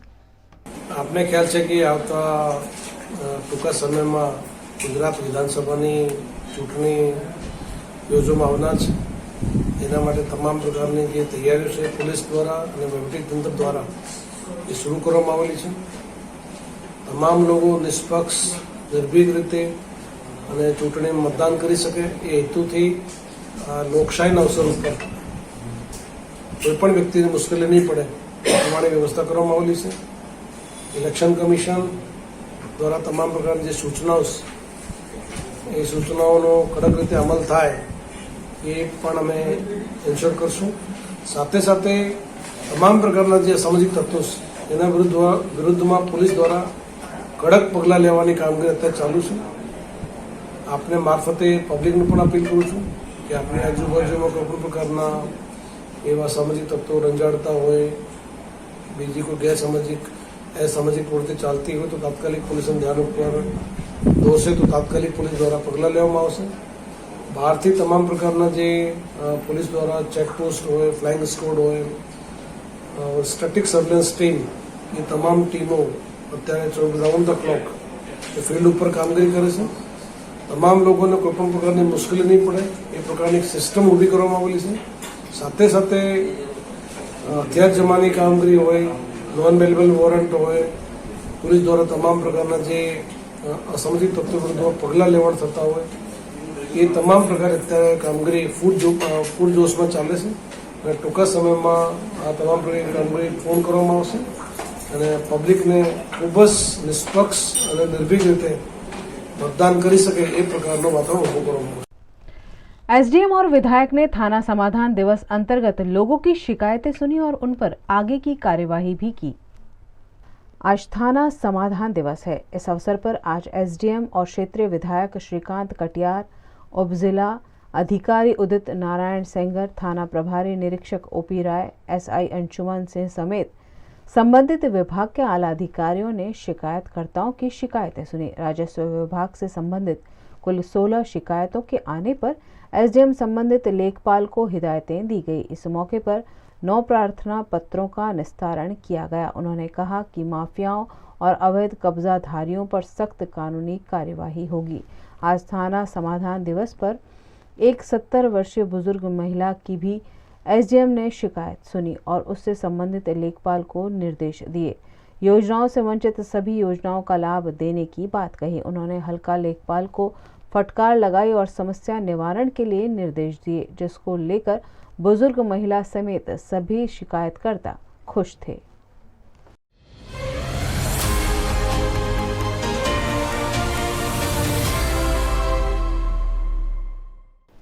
किसका होगा गुजरात। नमस्कार, मैं हूं मयूरिका और आप देख रहे हैं वीएनएम टीवी। वीएनएम टीवी पर लगातार हम आपको बता रहे हैं कि किसका होगा गुजरात। भारतीय जनता पार्टी जो 27 सालों से शासन कर रही है, कांग्रेस पार्टी जिन्होंने पिछले विधानसभा चुनाव में तो बहुत बेहतरीन प्रदर्शन किया था और इस विधानसभा चुनाव में कांग्रेस पार्टी वो प्रदर्शन दोहराती है या नहीं, ये देखना दिलचस्प है। और आम आदमी पार्टी जो दिल्ली और पंजाब की तरह गुजरात में भी अपना शासन कायम करने की कोशिश कर रही है और सरकार बनाने के दावे कर रही है। सफल कौन होगा ये तो 8 दिसंबर को पता चल जाएगा। 1 दिसंबर और 5 दिसंबर गुजरात वोट करेगा और जब 8 दिसंबर रिजल्ट आएगा तब वाकई दिलचस्प होगा, क्योंकि गुजरात में शायद ये पहली बार हो रहा है कि ट्रायंगल देखने मिल रहा है। आम आदमी पार्टी भी जोरों शोरों से दावा कर रही है कि हम सरकार बनाने जा रहे हैं। कांग्रेस पार्टी को भी इस बार परिवर्तन की उम्मीद है और भारतीय जनता पार्टी का तो गढ़ गुजरात माना ही जाता है। ऐसे में किसके पाले में जाएगी सरकार, इस पर मंथन हो रहा है और लगातार 1 महीने आपको जुड़े रहना है। आज हमारे साथ अमी रावत है जो कांग्रेस पार्टी की लीडर हैं और साथ ही सयाजीगंज विधानसभा से कांग्रेस पार्टी ने उन्हें प्रत्याशी बनाया है। मैम, बहुत बहुत स्वागत है। नमस्ते। अमी रावत के बारे में मैं बता दूं, वडोदरा के लिए बिल्कुल अनजाना नाम नहीं है। हमेशा से कांग्रेस के बड़े लीडर के रूप में हमने उन्हें देखा है। वडोदरा महानगर पालिका की विपक्ष की नेता है, साथ ही पर्यावरणविद है, टेक्नोक्रेट उन्हें कहा जाता है। यूनिसेफ और वर्ल्ड बैंक की कंसल्टेंट रह चुकी हैं, यानी बहुत सारे प्रोफाइल उनके साथ जुड़े हुए हैं। और जब प्रत्याशी को परखने की बात आती है तब एजुकेशन बहुत ज्यादा इंपॉर्टेंट हो जाता है। मैं कल ही एक रिपोर्ट देख रही थी जिसमें पूरे गुजरात में वडोदरा ही एक ऐसा शहर है जहां के जो प्रत्याशी हैं वो ग्रेजुएट है, पोस्ट ग्रेजुएट है। यानी वडोदरा शहर के लिए कहीं ना कहीं ये गर्व लेने की जैसी बात है कि हमारे पास कम से कम शिक्षित उम्मीदवार तो है ही, और उसके बावजूद भी वडोदरा में बहुत सारी समस्याएं हैं। मैम बहुत बहुत स्वागत है जी। सबसे पहले तो कांग्रेस ने आज मैनिफेस्टो डिक्लेयर किया है, उस पर एक बात कर लेते हैं छोटी सी, और फिर हम वडोदरा और सयाजीगंज विधानसभा पे लौटेंगे। क्या कहेंगे आज जो मैनिफेस्टो डिक्लेयर हुआ है, जो मोटी मोटी बातें हैं, क्या प्रकाश डाल पाएंगे? सबसे पहले तो मैं ये कहूँगी ये कांग्रेस का मैनिफेस्टो नहीं है, ये गुजरात की जनता की आवाज़ है, उनकी डिमांड्स है। क्योंकि इस बार कांग्रेस पक्ष ने मैनिफेस्टो बनाने से पहले हर तबके के लोगों से बोलो सरकार, आप सरकार हो, आप जो चाहोगे वो हम करेंगे, ये कैंपेन रन किया था। और जहाँ लोगों के सुझाव आए हैं वो कितने प्रैक्टिकली हम डिलीवर कर सकते हैं, चुनावी जुमले नहीं है, ये डिलीवरेबल्स हैं जो बहुत सीनियर लीडर्स ने एक्सपर्ट्स के साथ बैठ के उसको कैसे अचीव किए जाए वो पूरा कंसिडरेशन करने के बाद प्रोमिसेस की है। दे आर कमिटमेंट्स जो कांग्रेस की सरकार आएगी, जो लोगों की सरकार होगी, लोगों ने बताए हुए काम करेगी और वो कमिटमेंट के साथ करेगी। यही चीज कांग्रेस ने राजस्थान में भी की थी। जैसे ही राजस्थान में कांग्रेस की सरकार बनी, मैनिफेस्टो को टेबल किया गया विधानसभा में और उसको इम्प्लीमेंट करने की शुरुआत हुई जी। तो गुजरात में भी ये प्रोमिसेस है, ये चुनावी जुमले नहीं है, वो 15 लाख की बात जो कर रहे थे उस तरह के जुमले नहीं है, ये हमारे कमिटमेंट्स है और प्रोमिसेस है जी। इसमें मेन अगर आप देखो तो हर किसी के कोई ना कोई रिक्वायरमेंट जो लोगों ने कंसर्न दी थी वो एड्रेस कर रहे हैं। फॉर एग्जांपल किसानों की बात करें तो किसानों को 3 लाख तक का कर्जा माफ, उन्हें इंडस्ट्रियल खेती को इंडस्ट्री का दर्जा दिया जाएगा और साथ ही इलेक्ट्रिसिटी के लिए उनके लिए सब्सिडी होगी और उनको जो बाकी प्रावधान इंफ्रास्ट्रक्चर में देने हैं उसके लिए कमिटेड फंड्स होगा। यूथ की बात करें तो सबसे ज्यादा बेरोजगारी की बातें हैं। आज जो गुजरात में पेपर लीक हो रहे हैं तो जो पेपर लीक होके उसमें जो करप्शन हो रहा है भर्ती के टाइम, उसके एड्रेस करने के लिए ठोस जो करना पड़ेगा काम उसका कमिटमेंट दिया है। और साथ ही जो बार बार स्टूडेंट्स को एग्जाम्स देने जाना पड़ता है, यूथ को एग्जाम, तो उसके लिए फ्री ट्रैवल भी प्रॉमिस की है। उसी तरह से आप देखोगे आजकल के पेरेंट्स बच्चों के एजुकेशन के लिए बहुत कंसर्न्ड है।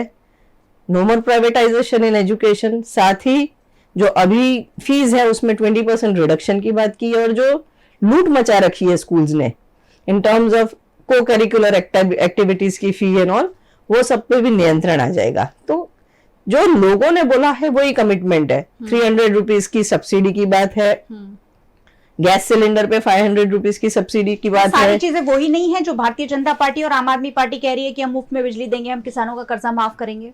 नया क्या है इसमें? बेसिकली कांग्रेस ने इस बार अगर आप मैनिफेस्टो को ध्यान से देखेंगे तो they are not freebies, but जो राइट्स है वो राइट्स के बारे में बात की है। हमने लोगों को अपने हक दिलाने की बात की है।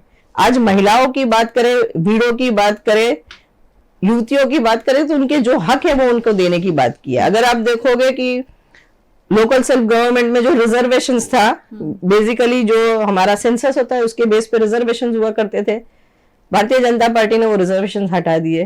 कांग्रेस ने कमिटमेंट दिया है कि जो सेंसस के आधार पे जो जिसकी जो बस्ती होगी उस हिसाब से रिजर्वेशंस फिर लागू किए जाएंगे जो हटाए गए हैं। तो जो है वो बेसिकली लोगों के हक और राइट की बात कांग्रेस ने की है, फ्रीबीज की बात नहीं है।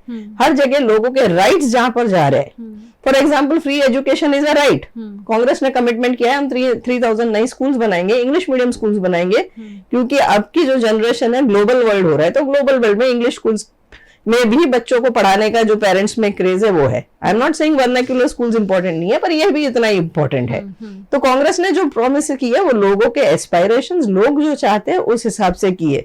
फॉर एग्जांपल जो बच्चे मेडिकल में वगैरह में जाते हैं उनके लिए फ्री लैपटॉप, तो इट इज द रिक्वायरमेंट, ये फ्रीबीज नहीं है। और वो कैसे होगा उसका प्लान करके दिया है। जो लोग इनकम टैक्स के दायरे के अंदर आते हैं उनको साथ में उसी के साथ उनको जो उनका प्रोफेशनल टैक्स भरना पड़ता है ड्यूअल है, तो ये उनके हक की बात है। तो कांग्रेस ने इस बार लोगों के हक की बात की है, फ्रीबीज की बात नहीं की। कांग्रेस ने जन घोषणा पत्र के नाम पर ये मैनिफेस्टो का ऐलान किया है और सरकार बनती है तो कितने दावे सच होंगे, कितने वादे पूरे होंगे, इस पर तो नजर बनी ही रहेगी। लेकिन चुनाव है, 1 ही महीना बचा है और सयाजीगंज विधानसभा से अमीरावत चुनाव लड़ रहे हैं। मैम, सयाजीगंज विधानसभा पे लौटकर हैं। सयाजीगंज विधानसभा एक बहुत बड़ा एरिया, क्या समस्याएं आपके सामने आई हैं और अगर कांग्रेस पार्टी की सरकार बनती है, आप अगर वहां इलेक्ट होकर आती हैं तो क्या जनता क्या उम्मीद लगा सकती है, क्या बदलाव आएंगे? सबसे पहले तो मैं ये कहना चाहूंगी कि वडोदरा में जो विधानसभा है वो एक दूसरों के साथ कनेक्टेड है।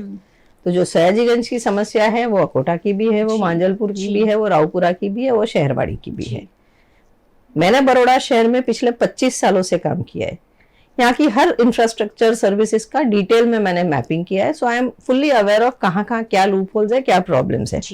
27 ईयर्स से मैं यही सेक्टर में काम कर रही हूँ। 27 ईयर्स से यहाँ भारतीय जनता पार्टी का शासन है और लगातार 27 सालों से इवन एज एनजीओ की एक्टिविस्ट, एनवायरमेंटल एक्टिविस्ट में ये इश्यूज रेस किया करती थी, आपको पता ही है। और अभी भी मैं वो issues as a opposition leader भी रेस करती आई हूँ। तो बड़ौदा की सारे इश्यूज के बारे में नॉलेज है। I have raised them periodically.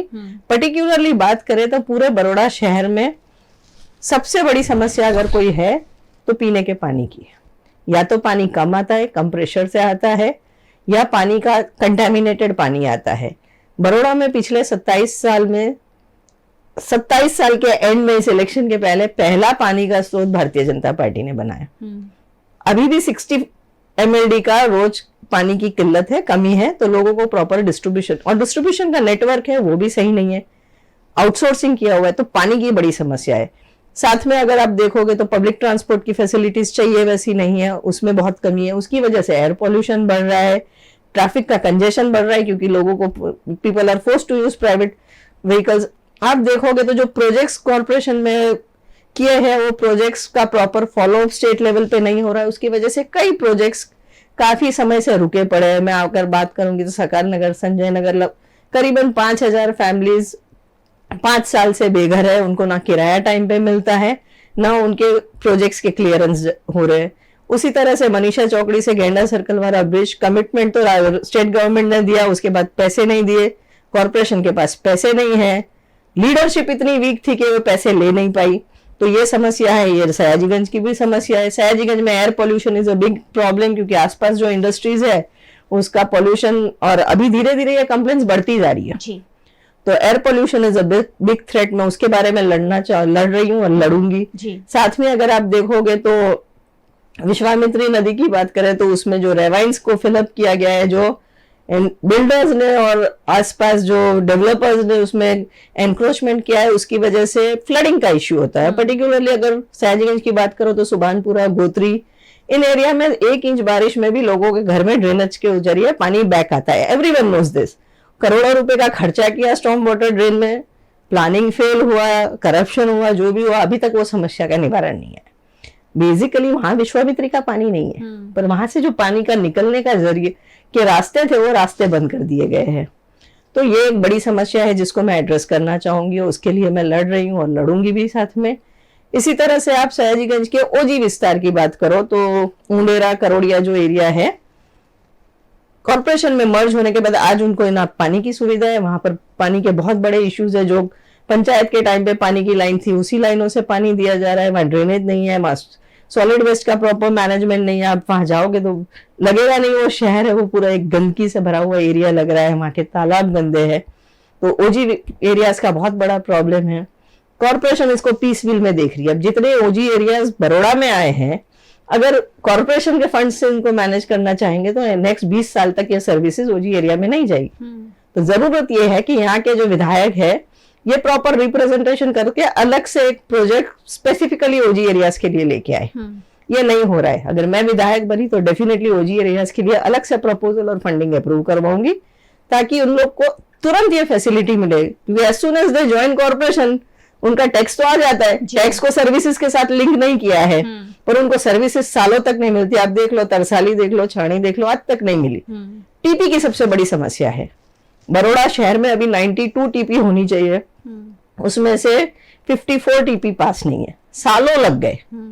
इसकी वजह से शहर का जैसे ग्रोथ रुका पड़ा है, जहां पर टीपीए अप्रूव्ड है वहां पर भी रोड और बेसिक इंफ्रास्ट्रक्चर फैसिलिटीज नहीं दी गई कई एरिया में, और जहां रोड्स बन रहे हैं आपने देखे होंगे लाखों करोड़ों रुपए के रोड्स वहां बन रहे हैं जहां डेवलपर्स की नई स्कीम आ रही है, वहां कोई रह नहीं रहा या फ्यूचर में वो डेवलप होने वाले हैं, और जहां लोग रह रहे हैं वहां रोड्स नहीं मिल रहे। इन सब बातों के बारे में मैं लड़ती रही हूँ, कॉर्पोरेशन में मैंने आवाज उठाई है, हर राइट फोरम पे आवाज उठाई है, उठाती भी रहूंगी। विधायक बनने से अगर मैं जीत के आई, यहाँ पर सयाजीगंज के वोटर्स ने मेरे में ट्रस्ट किया, तो डेफिनेटली इसको स्टेट लेवल पे भी रेस करूंगी और पूरे बड़ौदा शहर की ये इश्यूज को रेस करूंगी।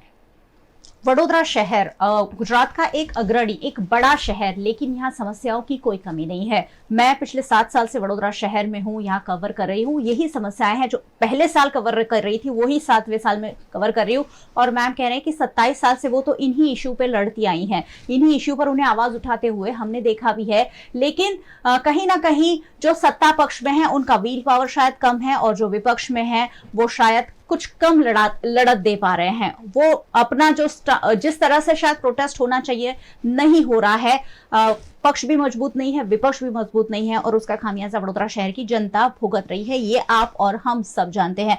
मैं वडोदरा कांग्रेस की अब मैं बात करती हूँ। वडोदरा कांग्रेस को एक जो मजबूत विपक्ष की भूमिका निभानी चाहिए, वो कहीं ना कहीं अंदरूनी जो कलह है, अंदरूनी जो मिसमैच है, उसकी वजह से कांग्रेस पार्टी कहीं ना कहीं पीछे छूटती है। मैं कभी देखती हूँ कि अध्यक्ष अगर प्रदर्शन कर रहे हैं तो दूसरे नेता नहीं आते हैं, दूसरे नेता प्रदर्शन कर रहे होते हैं तो उसमें अध्यक्ष नहीं होते हैं। ये जो पार्टी की अंदरूनी कलह है, वो क्या विपक्ष को एक मजबूत स्थिति में लाने से रोकती है? आई थिंक अंदरूनी कलह हर पार्टी में होती है। आज अगर भारतीय जनता पार्टी के आप इंटरनल फाइट्स देखेंगे तो शायद कांग्रेस से कई ज्यादा फाइट है, और उसकी वजह से बड़ौदा बहुत ज्यादा सफर कर रहा है, क्योंकि they can not reach at terms, और उसकी वजह से पिछले तो पूरे साल में वो लोग कोई काम कॉर्पोरेशन में अप्रूव ही नहीं कर पाए, मैं ऐसा बोलूं। पर जो विपक्ष की बात है, विपक्ष में बेसिकली आवाज रेस करना होता है। इश्यू कोई भी रेस करे, विपक्ष के नेता रेस करे, हमारे प्रमुख रेस करे, अल्टीमेटली इफेक्टिव कब होता है? जब जनता उससे जुड़ती है। अनफॉर्चुनेटली जनता अभी डे टू डे कामों में, महंगाई में, कोप अप करने में, सब जो उनके डेली बर्डन है उसमें इतनी खो गई है कि तकलीफें होती है, जब होती है तो बोलते हैं, पर when it comes to protest public साथ में नहीं जुड़ती। और जो 27 साल से वोट एक तरफ से, रीजंस जो भी हो, वो एक ही पार्टी को पड़ रहे, तो they consider it as an endorsement कि हम जो कर रहे हैं वो सही है। पब्लिक कितनी नाराज है लोग हमें बताते हैं जब मिलते हैं, but when they don't join the fight, तो बेसिकली रूलिंग पार्टी को ये महसूस होता है कि हम जो कर रहे हैं वो सही है, पर एक्चुअली सही नहीं है। आप देख सकते हो कि 27 साल में Baroda compare to other cities development में बहुत पीछे रह गया। ये बड़ौदा क्या था? सर सयाजी राव की नंबर 1 नगरी थी। ये बड़ौदा शहर में पूरे भारत में सबसे पहले पाइप वाटर सप्लाई आया, सबसे पहली ड्रेनेज लाइन यहाँ पर आई, सबसे पहली रेलवे यहाँ पर आई, आजवा सरोवर जिससे ग्रेविटी से पानी आज भी हम आधा शहर से ज्यादा पी रहे हैं वो यहाँ पर आया, फर्स्ट रेसिडेंशियल यूनिवर्सिटी यहाँ पर आई, रेलवे लाइन यहाँ पर आई, फर्स्ट पाइप गैस सिस्टम यहाँ पर आई, फर्स्ट मैकेनिकल कंपोस्ट प्लांट। मतलब अगर आप देखो तो इंफ्रास्ट्रक्चर की हर पहल जिस शहर ने की आज वो पीछे रह गया है। वाई? बिकॉज यहाँ के लीडर्स इसको रिप्रेजेंट नहीं कर पाए। जिस विश्वामित्री नदी के बात करके उन लोग ने पिछले 12 साल 15 साल से चुनाव लड़े हैं। 2009 में बारू भाई शुक्ला जो अभी रावपुरा के कैंडिडेट है, एमपी थे, तब मेयर थे, उन्होंने गोल्डन गोल्स में विश्वामित्री नदी की बात की। ऑन पेपर मैं आज बोलती हूँ अभी तक एक भी proposal officially government of Gujarat या सेंट्रल गवर्नमेंट ने कॉर्पोरेशन ने नहीं दिया, सिर्फ लोगों को प्रेजेंटेशन देके मूर्ख बनाया। आज देखा जाए तो विश्वामित्री में बड़ौदा शहर का 60% एफ्लुएंट अनट्रीटेड छोड़ा जा रहा है। उसी तरह से मैं बात करूंगी बड़ौदा शहर की इंडस्ट्रियल डेवलपमेंट की। एक जमाना था तब बड़ी बड़ी PSUs यहाँ थी, गुजरात रिफाइनरी, IPCL, GSFC, कहाँ गया? 90s के बाद सब जैसे अटक गया। एक दौर ऐसा आया कि नेगेटिव ग्रोथ रेट हो गया इस शहर का, एक दशक में नेगेटिव ग्रोथ रेट हुआ। वाई? यहाँ के यूथ को पढ़ते तो यहाँ सबसे अच्छी कॉलेज थी, पर यहाँ पढ़ाई करके यहाँ जॉब नहीं मिलती थी। महाराजा की जो विजन थी एजुकेशन और इंडस्ट्रीज को लिंक किया था ताकि बड़ौदा के लोगों को बड़ौदा के आसपास एम्प्लॉयमेंट मिले, पर अभी मजबूर है हमारा यूथ कहीं और जाके काम करने के लिए, जहां पर हजारों लोग नौकरी ढूंढते ढूंढते जिस शहर में आए, जो शहर कॉस्मोपॉलिटन हो गया क्योंकि पूरे भारतवर्ष के हर स्टेट से लोग यहाँ आए, आज वहां के बच्चे बाहर नौकरी करने जाते हैं। यहाँ की सैलरीज को कंपेयर करो दूसरे शहरों में तो बहुत कम मिलती है बच्चों को, क्योंकि यहाँ पर अपॉर्चुनिटीज की कमी है, बिकॉज डेवलपमेंट रुक गया। और उसकी वजह है यहाँ के लीडर्स, जिन्होंने सही फोरम पे सही तरीके से बड़ौदा को रिप्रेजेंट नहीं किया। इसी बात का दुख है और मेरी एक ही इच्छा है कि बड़ौदा फिर से सर सयाजीराव नगरी की जो नगरी थी, संस्कारी नगरी, शैक्षणिक नगरी, यहाँ पर सबसे ज्यादा जो इंडस्ट्रियलाइजेशन को प्रमोट किया, कल्चर को प्रमोट किया, जो एक्सपर्ट्स को पूरे देश भर से एक्सपर्ट्स को जहां पर लाके बसाया गया, डॉक्टर भीमराव अम्बेडकर जिन्होंने यहाँ काम किया, मुझे तो लगता है कहीं ना कहीं भारत का जो बंधारण बना उसमें भी जो बड़ौदा का डेवलपमेंट मॉडल था, आज भले गुजरात मॉडल की बात करें, मिल नहीं रहा है, वो ढूंढने से नहीं मिलता, वो फ्लॉप मॉडल। गुजरात में आज आप देखोगे तो हर जगह पे समस्याओं का ढेर है, पर बड़ौदा उस समय पूरे देश के लिए एक मॉडल था। शायद उसी से इंस्पायर होकर डॉक्टर भीमराव अम्बेडकर ने भारत के बंधारण में भी उसकी आपको झलक दिखेगी, क्योंकि बड़ौदा के महाराजा थे जिन्होंने उस जमाने में कंपलसरी गर्ल्स एजुकेशन दिया था। अगर लड़कियों को पढ़ाया नहीं जाता था तो पेरेंट्स से फाइन लेते थे, वो फाइन से स्कूल्स बनती थी, हर गांव में लाइब्रेरी, पीने के पानी की लाइन, बिटुमिन रोड, जो डेवलपमेंट, जो एग्रीकल्चरल रिफॉर्म्स किए थे, टैक्सेशन की जो पॉलिसीज थी, आप अगर देखोगे तो वो पूरी छाप आपको भारत के बंधारण में दिखेगी। ये मॉडल रेप्लिकेट हुआ बंधारण में, शायद इसीलिए देश ने इतनी प्रगति की, तरक्की की। पर कहीं 27 साल में गुजरात में जो मॉडल रखा गया, जो गुजरात, उसमें बड़ौदा डेवलपमेंट में पीछे छूट गया। बड़ौदा डेवलपमेंट में पीछे छूटा है और कहीं ना कहीं इसकी वजह हम सब भी है, लीडर्स हैं और पॉलिटिकल पार्टीज हैं, लेकिन कहीं ना कहीं बड़ौदा के नागरिक भी है, क्योंकि सही जगह पर आवाज नहीं उठाई जा रही है। जब वोट करने की बारी आती है तो शायद गंभीरता से सोचा नहीं जाता है, जो समस्याएं हैं उसे ध्यान में नहीं रखा जाता है। और इसलिए 1 महीने तक मैं इन्हीं मुद्दों पर बात करने वाली हूं कि वोट आखिरकार आपको करना है और 5 साल आपके लिए कौन काम करने वाला है, ये आपको तय करना है, डिसाइड करना है। सभी पॉलिटिकल पार्टीज को हम आपके सामने लेके आ रहे हैं। मैम चलिए, भारतीय जनता पार्टी तो बहुत सारी जगह बड़ौदा में नाकाम है, लेकिन मैं राष्ट्रीय स्तर पर बात करूं या हम स्टेट लेवल पर बात करें, कांग्रेस पार्टी कितनी सीरियस है? 77 सीटें 2017 में आप लेकर आए, लेकिन इस बार कांग्रेस की जो स्थिति है कैसे आकलन करती हैं उसका? 77 सीट से आगे बढ़ेंगे या बहुत पीछे चले जाएंगे? एक इंटरव्यू अरविंद केजरीवाल ने पिछली बार अहमदाबाद में दिया था, उन्होंने पेपर पर लिख के दिया है कि कांग्रेस पार्टी 5 सीट लेकर आएंगी गुजरात में, 5 उन्होंने आज तक पर रिटर्न दिया है। ठीक है, अरविंद केजरीवाल जी को रिजल्ट के बाद आप पूछना है ये सवाल, क्योंकि मैं ऐसे रैंडम कमेंट्स पे या जस्ट कोई भी हवा में जो बातें करती है उसके जवाब मैं देना नहीं चाहूंगी। आई डोंट थिंक अगर उन्होंने ये कहा है तो उनकी बात को रेलेवेंटली जवाब भी देना चाहिए। यहाँ पर बेसिकली गुजरात में आम आदमी पार्टी का एग्जिस्टेंस ही नहीं है, मैं कहूंगी। गुजराती में एक कहावत है, गाम में घर नहीं, सीम में खेतर नहीं, और बातें बड़ी बड़ी करने।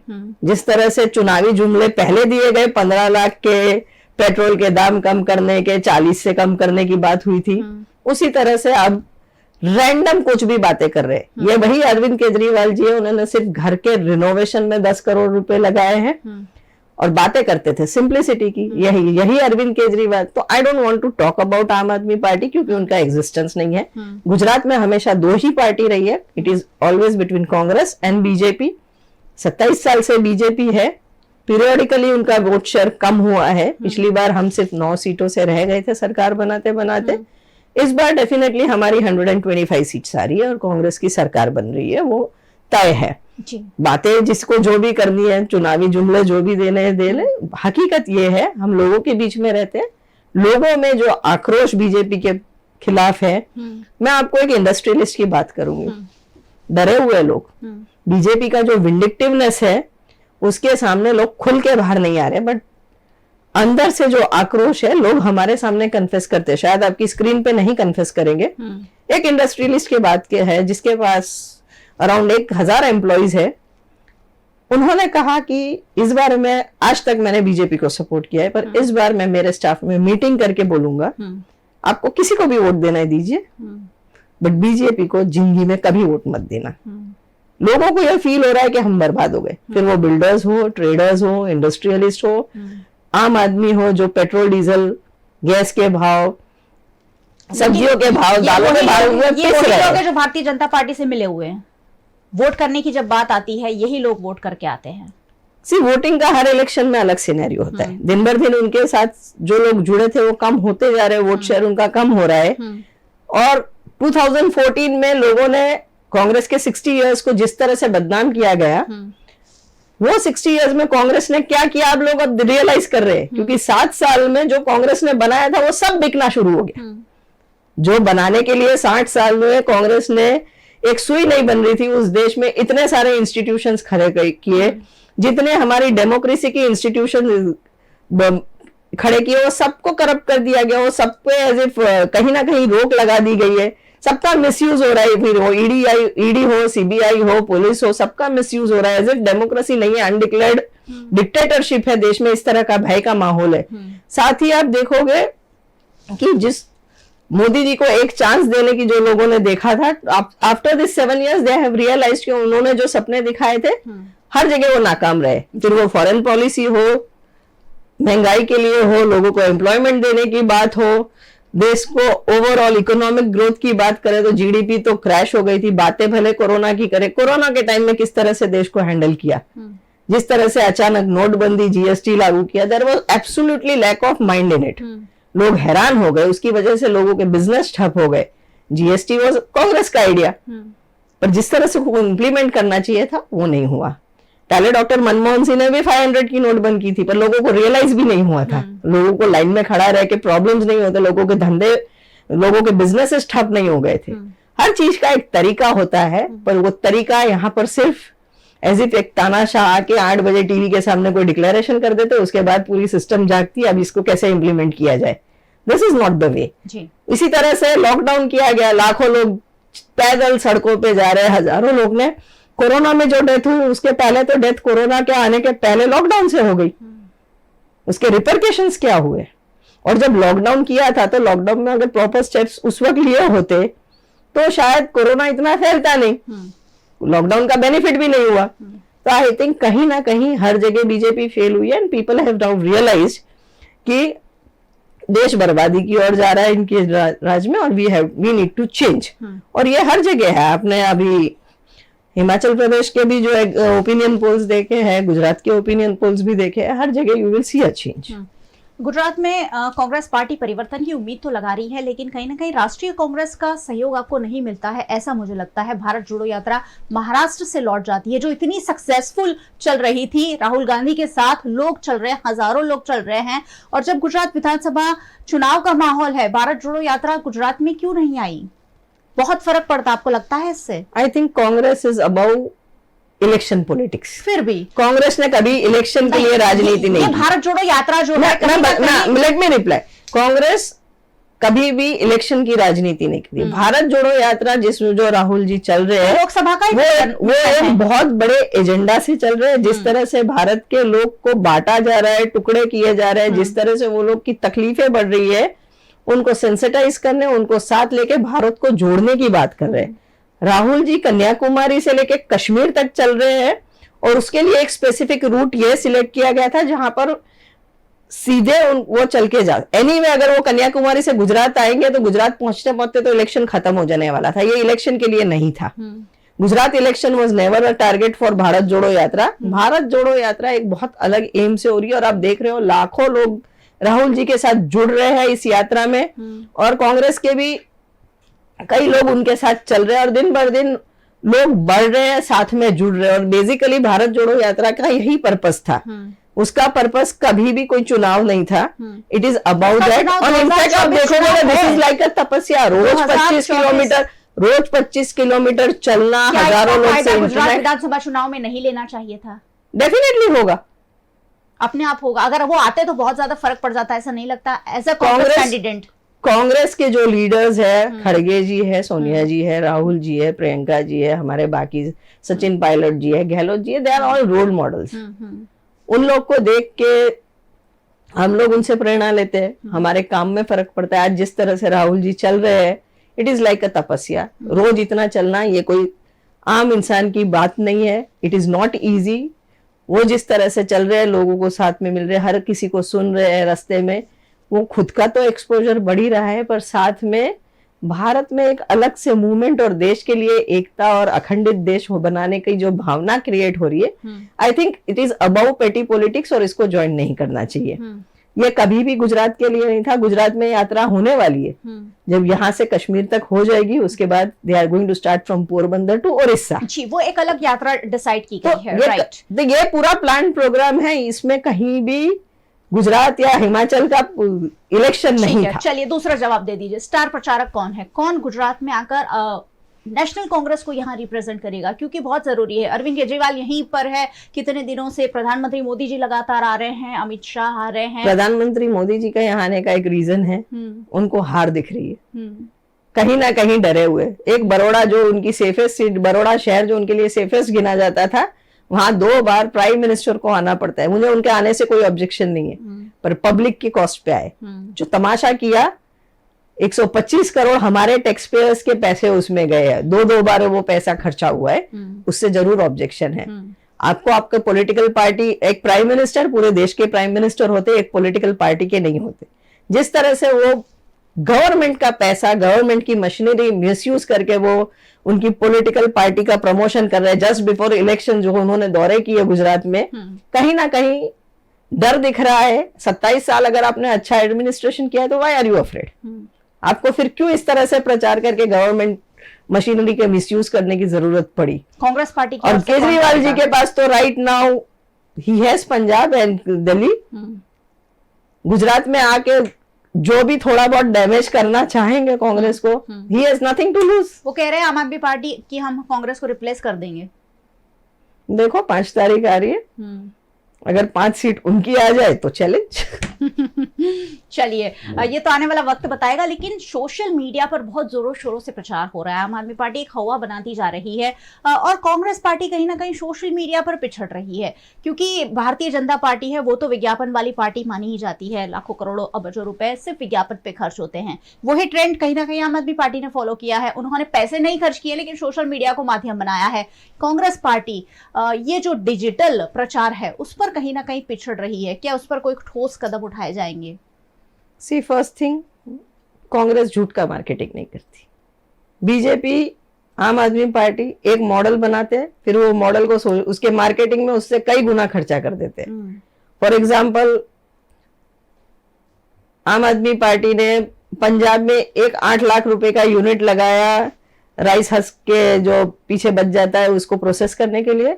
उसके प्रचार में 24 करोड़ का खर्चा किया। तो कहीं ना कहीं कांग्रेस बिलीव्स इन वर्क, और इसीलिए हमारा इस बार आप देखोगे हमारा कैंपेन भी क्या है, कांग्रेस नो काम बोले छे। ये लोग बोलते हैं हमने इतनी स्कूल्स बनाई, हमने इतने घरों 1 करोड़ घरों में गैस के सिलेंडर दिए, तो उसके सिवा जितने गैस सिलेंडर है कांग्रेस ने दिए हैं। वो लोग बोलेंगे हमने 2 एयरपोर्ट बनाए, तो उसके सिवा सारे एयरपोर्ट कांग्रेस ने बनाए। हमने 5 स्कूल बनाई, 10 स्कूल बनाई, तो सारी बाकी की जो लाखों स्कूल है कांग्रेस ने बनाई है। But we have never marketed it. Gujarat में एक डैम बीजेपी ने नहीं बनाया, सारे डैम हमने बनाए। उन लोग ने कुछ रोड्स बनाए तो वो रोड्स का मार्केटिंग कर रहे हैं, और हम लोग ने तो पूरे भारत देश में जहां रोड्स थे ही नहीं, सब पूरा स्क्रैच से शुरू किया। उसका नीचे का इंफ्रास्ट्रक्चर, उसके बाद ऊपर रोड्स, हवाई अड्डे हमने बनाए, उसको ब्यूटीफाई करके बेचा जा रहा है, उनको प्राइवेटाइज किया जा रहा है, नाम बदले जा रहे हैं। क्या जरूरत थी सरदार पटेल स्टेडियम का नाम बदल के नरेंद्र मोदी स्टेडियम करने की? बनाते एक नया स्टेडियम। आज कांग्रेस ने ऐलान किया है कि वो नरेंद्र मोदी स्टेडियम का नाम बदल देंगे। जितने भी नाम उन्होंने बदले, आई थिंक जो जगह की जो नाम होती वो उसकी पहचान होती, किसी के बदल देने से वो पहचान नहीं बदल जाती। ये नाम बदलने की जो राजनीति हो रही है उसमें उसके पीछे स्टेशनरी बदलो, पुराने सब डॉक्यूमेंट्स बदलो, उसके इम्प्लीकेशन समझे बिना सिर्फ पॉलिटिकल बेनिफिट्स के लिए नाम बदले जा रहे। जो बरसों से नाम चले आए, आई डोंट थिंक उसको पॉलिटिकल कंट्रोवर्सी में खींचना चाहिए। एंड जो दिए गए थे नाम, आई थिंक उस वक्त जो लोगों के आइडल्स थे वो थे। आपको अगर अपने नाम से कुछ बनवाना है तो बनवाइए नया, अपने नाम डलवाइए, अपने लीडर्स के लिए नया बनवाइए। जो कांग्रेस ने बनवाया था उसमें उस वक्त, और हमने किसके नाम दिए? Sardar Patel, who was he? Mahatma Gandhi, Jawaharlal Nehru, जिन्होंने अपनी जिंदगी का 14 साल जेल में निकाले, आजादी के लिए जिन्होंने सेक्रीफाइस की है, उन्होंने पूरी जिंदगी दे दी, अपनी पूरी जिंदगी की प्रॉपर्टीज दी। ऐसे इसके मैच के एक लीडर तो दिखा दे जिनके नाम पे वो लोग कुछ बना पाएंगे। जी, है उनके पास कोई ऐसे लीडर? चलिए आखिरी सवाल कर लेती हूँ। परिवर्तन की उम्मीद, कांग्रेस पार्टी लगातार कह रही है कि परिवर्तन होगा इस बार गुजरात में, क्योंकि गुजरात की जनता त्रस्त है। क्या गुजरात की जनता वाकई त्रस्त है? परिवर्तन की जो उम्मीद है कितने कामयाब होगी? इंटरनल सर्वेस भी आप लोगों ने करवाए हैं, क्या कह रहे हैं वो सर्वेस की परिवर्तन की जो उम्मीद है, लहर है, कहां तक सफल होंगे? उम्मीद नहीं है, कॉन्फिडेंस है। We are winning 125 seats. 125 seats का दावा कर रही हैं अमीरावत। वडोदरा में क्या होता है ये देखना बहुत दिलचस्प होगा। 2 विधानसभा सीट पर भारतीय जनता पार्टी के प्रत्याशी डिक्लेयर नहीं हुए हैं, कांग्रेस के भी कुछ सीटों पर अभी तक नहीं हुए हैं, क्योंकि कहीं ना कहीं सीटों की भी, प्रत्याशियों की भी टक्कर चल रही है कि किसे मिलेगा टिकट, क्योंकि नाराजगी का दौर चल रहा है, एक दूसरे को मनाने का दौर चल रहा है। गुजरात के गृह राज्य मंत्री हर्ष संघवी आज खुद डैमेज कंट्रोल करने यहाँ पहुंचे हुए हैं। दिलचस्प माजरा है, माहौल है जमता जा रहा है और वीएनएम टीवी के जरिए लगातार आप तक पहुंचेगा। मैम, आखिर में कुछ कहना चाहेंगे? बड़ोदरा किस बेस पर वोट करेगा, कांग्रेस पार्टी को और अमीरावत को? मैं बड़ोड़ा की जनता से एक ही अपील करती हूँ हाथ जोड़ के, बड़ोड़ा की जो कल्चर है, जो हेरिटेज है, जो महाराजा की देन है, जो आप आज तक एंजॉय कर रहे हैं, उसको भूलिए मत। Vote for Vadodara. जो वडोदरा के लिए डिलीवर कर सकते हैं उन लोगों के लिए वोट करिए। 27 साल में वडोदरा कहां से कहां पहुंच गया उसके बारे में भी सोचिए। ये इलेक्शन जो बड़ोड़ा के विधायक होंगे वो बड़ोड़ा को रिप्रेजेंट अगर नहीं करके सिर्फ सिंबल बन जाएंगे कोई पॉलिटिकल पार्टी का, तो इसमें लॉस बड़ोड़ा का ही है। Please vote for Vadodara. जो वडोदरा को रिप्रेजेंट कर सकता है, वडोदरा के लिए लड़ सकता है, वडोदरा के लिए फैसिलिटीज लेके आ सकता है, उन्हें वोट दीजिए। जो रबर स्टैम्प बने, जो आवाज नहीं निकलती, ऐसे लोगों को। अच्छा लगा मुझे एक शब्द, वोट फॉर वडोदरा। हमारे वडोदरा शहर के लिए वोट करना है, हमारे प्यारे वडोदरा शहर के लिए वोट करना है। मैम, बहुत बहुत शुक्रिया आपका हमारे साथ जुड़ने के लिए, और बहुत बहुत शुक्रिया आपका हमारे साथ जुड़ने के लिए। बहुत ज्यादा जरूरी है आप इन बातों को सोचें, आप इन बातों को समझें। यहाँ आम आदमी पार्टी भी आएगी, यहाँ कांग्रेस भी आएगी, यहाँ भारतीय जनता पार्टी के लीडर्स भी आएंगे, भारतीय जनता पार्टी के रिप्रेजेंटेटिव्स भी आएंगे, सारे पार्टीज के रिप्रेजेंटेटिव आएंगे जो अपनी अपनी पार्टी की विचारधारा आप तक पहुंचाएंगे, ताकि आप बेटर जज कर सके कि हमें वोट किसे करना है। 5 दिसंबर वडोदरा वोट करेगा, 1 और 5 दिसंबर पूरा गुजरात वोट करेगा, और 8 दिसंबर परिणाम आने तक पैनी नजर वीएनएम की सारे ही चुनाव की गतिविधियों पर। वीएनएम को यूट्यूब चैनल पर आप देख रहे हैं, देखते रहिए, फॉलो कीजिए, सब्सक्राइब कर लीजिए। अगर फेसबुक पर देख रहे हैं वहां भी शेयर कीजिए, बहुत ज्यादा जरूरी है। पूरे वडोदरा में, पूरे गुजरात में, पूरे देश में ये जो विधानसभा चुनाव है उसकी बात हो रही है, आप अवेयर हो, ये बहुत ज्यादा जरूरी है। OTT platforms Daily Hunt, Vodafone TV, Jio TV पर आप हमें देख सकते हैं 24 घंटे लगातार लाइव। देखते रहिए वीएनएम, जुड़े रहिए वीएनएम के साथ। नमस्कार।